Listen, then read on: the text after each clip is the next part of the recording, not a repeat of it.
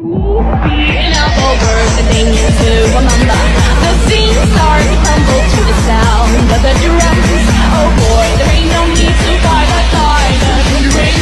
It ain't no big thing, just show her a little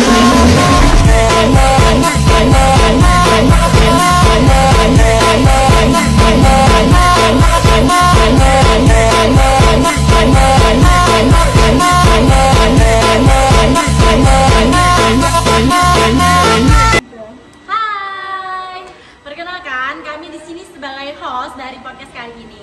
Dan saya Tatia Despita. Dan saya Hulifah Hasanah. Saksikan podcast kami. Hai guys, kami sebagai narasumber di podcast ini. Sebelumnya perkenalkan, nama saya Putri Hardina dan teman saya Melani Dwi Permatasari. Selamat menyaksikan. Sedangkan di sini kita lagi membahas tentang kekerasan terhadap anak. Nah, bagaimana ya Tia cara kita Pancasila membantu kekerasan terhadap anak? Langsung saja kita dengar pendapat dari kedua narasumber kita, mulai dari narasumber kita. Jadi Pancasila itu dapat membantu kekerasan terhadap anak itu dengan menegakkan nilai keadilan sosial dan kemanusiaan terhadap anak serta memenuhi hak-hak anak tersebut maksudnya. Ya, mungkin itu saja dulu sih pendapat dari saya. Wah, keren ya Pak pendapatnya. Tapi Pak, apakah Pancasila terlibat dalam proses pemilihan? Nah, langsung saja kita dengerin dari narasumber kedua. Baik, sebagai dasar negara, Pancasila itu hanya memberi landasan terhadap pemulihan korban kekerasan terhadap anak. Namun pihak yang melayaninya itu yaitu pemerintah, masyarakat di sana dan pihak pelayanan yang terkait. Mungkin itu saja dari saya. Wah, keren banget ya Tia. Sekarang mulai paham nih tentang kekerasan terhadap anak. Nah, tapi Hulifah masih ada beberapa pertanyaan lagi nih. Nah, bagaimana Pancasila dapat mendukung upaya penegakan hukum terhadap perilaku kekerasan anak? Oke, baiklah Pak. Langsung saja kita dengarkan pendapat dari narasumber kita yang pertama. Jadi, Pancasila dapat mendukung upaya terhadap kekerasan anak dengan menegakkan keadilan sosial kepada anak dan terus memberikan perlindungan terhadap hak asasi anak tersebut. Mungkin itu saja kalau dari saya. Wah, keren banget ya Tia. Bagaimana nih Tia? Apakah Tia sudah paham dan apakah ada masih ada pertanyaan lagi? Wah, jawabannya sangat memuaskan ya Pak. Tapi dia masih punya satu pertanyaan lagi nih. Apakah Pancasila sendiri secara langsung terlibat dalam proses penegakan hukum? Nah, langsung saja kita dengerin dari narasumber kita. Baiklah, Pancasila memberikan landasan dan nilai-nilai prinsip yang mengatur penegakan hukum. Namun secara langsung proses penegakan hukum itu dilakukan oleh pihak yang berwajib seperti polisi, jaksa, dan peradilan. Lalu mekanismenya itu harus sesuai prosedur. Baik, itu saja dari saya. Nah, Tia, dari podcast kali ini Hulifah tambah paham dan wawasan Hulifah tambah luas. Iya nih Pak, sama. Dia juga udah mulai banget nih tentang kekerasan ini. Karena narasumber kita kan itu keren banget Pak. Dia mempunyai wawasan yang sangat luas. Baiklah Pak, untuk kali ini coba kita tanya dulu ya narasumber kita. Baiklah, langsung saja kalau pesan dari saya tidak panjang lebar. Dari saya jangan melakukan kekerasan terhadap anak karena anak akan merasa kurang disayangi dari orang tuanya dan merasa tidak diadili dan anak akan merasa akan kena mental. Maka dari itu janganlah melakukan kekerasan terhadap anak. Selanjutnya, selain itu nilai-nilai Pancasila juga proses penegakan hukum terlibat di dalamnya. Maka dari itu, katakan tidak pada kekerasan. Baiklah, di sini kami akan memaparkan materi mengenai peran Pancasila sebagai upaya dari kasus korban kekerasan terhadap anak. Pancasila merupakan nilai luhur yang terbentuk oleh para pendiri bangsa. Pancasila adalah ideologi bangsa dan negara yang merupakan dasar pembentuk peraturan perundang-undangan di Indonesia. Pancasila mengandung 5 nilai sila dasar, yaitu ketuhanan yang Maha Esa, kemanusiaan yang adil dan beradab, persatuan Indonesia, kerakyatan yang dipimpin oleh hikmat kebijaksanaan dalam permusyawaratan perwakilan, dan keadilan sosial bagi seluruh rakyat Indonesia. Pancasila itu sebagai dasar dan acuan dalam kehidupan berbangsa dan bernegara. Pancasila, sila kedua dan sila kelima menjadikan nilai-nilai yang ada di dalamnya sebagai dasar pembangunan kesejahteraan sosial. Sila kedua yaitu kemanusiaan yang adil dan beradab, artinya kita sebagai manusia memiliki kesempatan yang sama dalam merealisasikan hak-hak sebagai manusia. Dan sila kelima yaitu keadilan sosial bagi seluruh rakyat Indonesia, yaitu bahwa setiap warga negara Indonesia, termasuk anak-anak di Indonesia, mempunyai kesempatan yang sama untuk menjadi pribadi yang memiliki akses terhadap semua bidang pembangunan seperti sosial, lingkungan, ekonomi, kesehatan, dan lainnya, dengan prinsip kesetaraan dalam kehidupan yang layak untuk dilindungi, bukan mendapatkan kekerasan. Selanjutnya, materi kedua akan dibacakan oleh rekan saya. Baiklah, Undang-Undang Dasar Negara Republik Indonesia tahun 1945 Pasal 28B Ayat 2 dikatakan bahwa setiap anak berhak atas kelangsungan hidup, tumbuh, dan berkembang serta berhak atas perlindungan dari kekerasan dan diskriminasi. Salah satu yang menjadi faktor penting dalam kesehatan masyarakat adalah keamanan dan kesejahteraan dari anak-anak yang kedepannya akan menjadi generasi penerus bangsa Indonesia.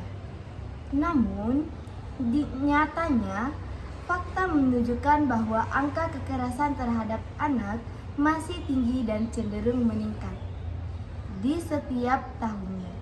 Dan sangat miris, kebanyakan pelaku bersumber dari lingkungan keluarga atau lingkungan tempat anak berada. Antara lain di rumah, di sekolah, di kampus, dan lingkungan sosial anak. Realitas kekerasan pada anak. Tindak kekerasan pada anak menjadi topik yang menarik untuk dikaji lebih lanjut karena kasus yang ditemukan semakin bervariasi, baik dari sisi modus pelaku maupun usia korbannya. Karena anak-anak sebagai korban merupakan pihak yang secara fisik dan psikologisnya lemah, dimanfaatkan oleh orang dewasa yang kebanyakan dari kasus memiliki hubungan dekat dengan mereka. Menurut konsultan on Child Abuse Prevention WHO pada tahun 1990, terdapat 5 jenis perlakuan kekerasan terhadap anak, antara lain kekerasan fisik, kekerasan seksual, kekerasan emosional, penelantaran anak, dan eksploitasi anak. Angka kasus kekerasan seksual pada anak meningkat setiap tahunnya. Data penelitian di USA menunjukkan bahwa pada kasus pemerkosaan anak dilaporkan karena pelaku 73% melakukan kekerasan pada anak telah terpapar pornografi pada usia di bawah 10 tahun. Selanjutnya, menurut Komnas Perlindungan Anak, pada semester pertama pada tahun 2013 terdapat 294 kasus kekerasan fisik, 203 kasus kekerasan psikis, dan 535 kasus adalah kekerasan seksual. Selanjutnya, penyebab kasus kekerasan anak. Dalam kasus kekerasan dan pelecehan seksual yang terjadi di atas, anak laki-laki cenderung melakukan tindakan tersebut secara berkelompok atau tidak sendirian. Walaupun dari sisi korban adalah pihak perempuan yang hanya seorang diri, mengakibatkan penulis dan mungkin pembaca menangis dengan nasib perempuan kita. Mengapa hal ini sering terjadi? Dalam tahapan masa puber, atau tahap perkembangan manusia dari anak-anak menuju masa dewasa yang ditandai dengan adanya perubahan fisik, perhatian pada diri sendiri, pada lawan jenis, ingin diakui kedewasaannya, serta tidak ingin bergantung kepada orang lain. Pada ciri psikologis yang ketiga dan keempat tersebut tidak ditemukan pada anak perempuan yang mengalami masa pubertas. Ciri yang menunjukkan keinginan untuk diakui kedewasaannya serta tidak ingin bergantung kepada orang lain diwujudkan dan dirasa lebih nyaman oleh anak laki-laki pada saat berada di kelompoknya dalam bergaul.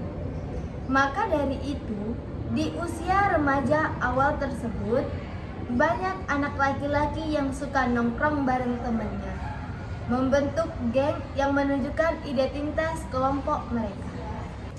Kondisi kekerasan pada anak ini menunjukkan bahwa negara belum sepenuhnya menjamin keamanan dan kesejahteraan terhadap anak. Merekalah aset bangsa yang seharusnya membutuhkan kondisi kesehatan agar masyarakat dapat meneruskan kepemimpinan bangsa. Segala bentuk kekerasan terhadap anak tidak boleh dianggap sepele. Kekerasan anak merupakan tindak yang harus dilanjuti, serta kekerasan anak telah melanggar moral dan hukum. Jika dikaitkan dengan nilai Pancasila sila kedua, hal ini jelas sangat bertentangan bahwa seharusnya kita sebagai manusia diperlakukan sama sesuai harkat dan martabatnya. Hai, Assalamualaikum warahmatullahi wabarakatuh. Baiklah, bersama kami dari kelas D4B tingkat 1 mata kuliah Pancasila dari kelompok 9. Di sini kami akan mengadakan podcast kami berdua sebagai host dengan saya Melanie Dwi Permatasari Dan saya Putri Hartina. Selanjutnya kami memiliki dua narasumber. Hai. Jadi kali ini kami berdua sebagai narasumber dari kelompok 9. Perkenalkan, nama saya Hulifah Hasanah. Dan saya Tatia Deskita. Saksikanlah podcast kami. Selamat datang di podcast Amburadul yang bertemakan peran Pancasila dalam kasus kekerasan terhadap anak. Nah, langsung saja. Di sini kan kita membahas mengenai kekerasan terhadap anak. Bagaimana ya Mel pendapat narasumber kita ini tentang kekerasan terhadap anak? Iya nih, bagaimana ya pendapat dari dua narasumber ini? Langsung aja nih kita dengerin dari narasumber satu.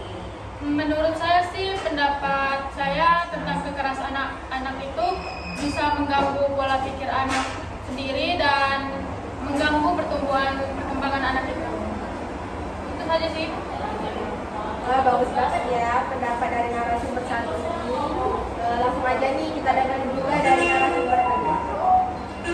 Jadi menurut pendapat saya, setiap anak itu berhak atas kelangsungan hidupnya, tumbuh kembangnya. Nah, dan juga setiap anak itu berhak mendapatkan perlindungan dari kekerasan, misalnya dari diskriminasi atau lain sebagainya. Wah, keren banget ya Mel pendapat-pendapat dari narasumber kita hari ini.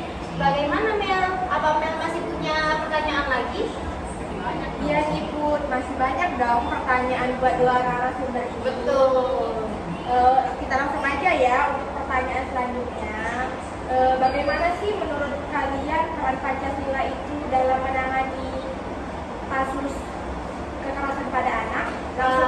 Betul nih. Kan kita pelajarannya pelajaran Pancasila. Jadi harus tahu peran Pancasila terhadap kekerasan anak itu bagaimana? Bagaimana ya para narasumber? Menurut saya, Pancasila memiliki peran penting dalam penanganan kasus kekerasan anak itu sendiri. Sebagai dasar negara Indonesia, Pancasila mengedepankan nilai-nilai kemanusiaan, keadilan sosial, dan perlindungan terhadap anak asasi manusia. Dalam konteks kasus kekerasan anak, Pancasila mendorong pemerintah dan dapat memenuhi hak anak serta memastikan keadilan bagi korban kekerasan anak itu sendiri. Tentu Pancasila memiliki peran yang sangat konkret dalam penanganan kasus kekerasan terhadap anak. Karena Pancasila itu sebagai dasar dalam pembentukan dan kebijakan untuk melindungi anak dari kekerasan. Wah, keren ya Mel, pendapatnya sudah cukup memuaskan sekali. Nih, gimana nih Mel? Masih punya pertanyaan lagi? Ya Cut, Mel ada satu pertanyaan lagi nih. Pertanyaannya itu, bagaimana ya penerapan Pancasila ini apakah sudah berhasil untuk penanganan kekerasan terhadap anak? Wah, langsung saja nih Mel, langsung saja nih kita dengerin bagaimana pendapat sumber yang pertama. Penerapan Pancasila, nilai-nilai Pancasila dalam upaya pencegahan kekerasan anak masih memiliki tantangan. Meskipun Pancasila menekankan pentingnya perlindungan dan keadilan, masih ada kasus yang membuat dan sinergi antara pemerintah, masyarakat, dan lembaga terkait. Itu saja pendapatnya. Ya, Wah, cukup memuaskan ya Mel.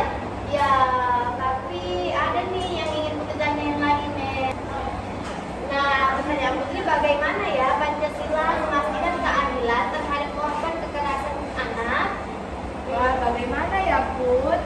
Langsung aja nih kita dengerin dari narasumber kedua kita. Pancasila sangat mendorong adanya keadilan bagi korban kekerasan. Karena melalui prinsip-prinsip yang dilalui yaitu keadilan sosial dan perlindungan hak asasi manusia terhadap anak yang mengalami kekerasan. Sangat mendukung untuk keadilan bagi korban. Wah, cukup kayaknya. Ini Putri sudah mulai paham nih Mel mengenai kekerasan terhadap anak. Wah, iya nih Put, Mel juga udah mulai paham loh. Iya dong Mel, kan narasumber kita hari ini keren-keren pengalamannya membuat kita, karena pengalamannya tuh luas, jadinya kita semakin paham kan mengenai kekerasan terhadap anak, ya kan? Iya. Segala bentuk kekerasan itu jangan disepelekan dan jangan dilakukan karena sudah melanggar moral dan hukum. maka dari itu kita harus mencegah kekerasan terhadap anak. Cegah kekerasan terhadap anak. Terima kasih telah menyaksikan podcast kami. Semoga bermanfaat. Dadah! Behind the Scene.